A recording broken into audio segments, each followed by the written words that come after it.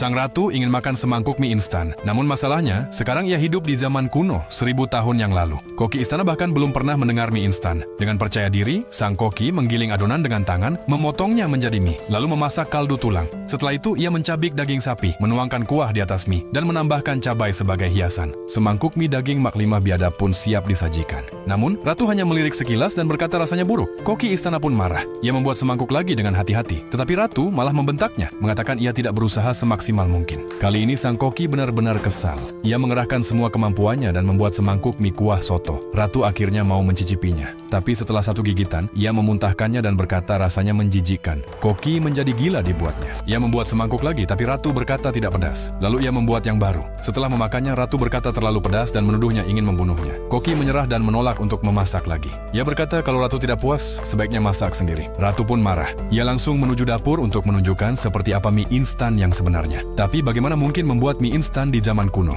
Ia meraih pisau dan memutarnya seperti atraksi sirkus. Koki istana yang awalnya menertawakannya, kini terkejut. Ratu mulai memotong sayuran sambil berkata, ini adalah pertama kalinya ia memasak dan ia tak tahu harus mulai dari mana. Namun, sedetik kemudian, sang koki hanya bisa terdiam melihat keterampilan pisaunya luar biasa. Ia lalu melilitkan mie disumpit. Ketika minyak sudah panas, mie itu dilemparkan ke dalam wajan untuk digoreng. Lalu, ia menghancurkan campuran rempah dan menyaringnya menjadi bubuk. Bumbu mie instan pun jadi seketika. Gerakannya membuat semua orang terpana. Tapi koki masih tidak peduli. Ia menganggap dirinya adalah koki kerajaan terbaik. Mana mungkin kalah dari orang yang belum pernah memasak sebelumnya. Ia pun mendekati kompor dan mencicipi kuahnya. Ekspresinya langsung berubah, lalu mencicipinya sekali lagi. Tangannya mulai bergetar. Ia sadar rasa kuah itu sempurna, ada aroma jamur, wangi bawang hijau, dan cita rasa daging yang mendalam. Ketiganya berpadu dengan indah. Semangkuk mie instan sempurna pun siap. Ratu mengambil suapan besar dan menyeruput kuahnya. Ia berkata, sekarang aku bisa mati dengan tenang. Pelayan muda di sampingnya sampai menelan ludah. Ratu mempersilakannya untuk ikut makan. Pelayan itu mencicipi dan berkata rasanya luar biasa. Ia bertanya bagaimana Ratu bisa memasak sebaik itu.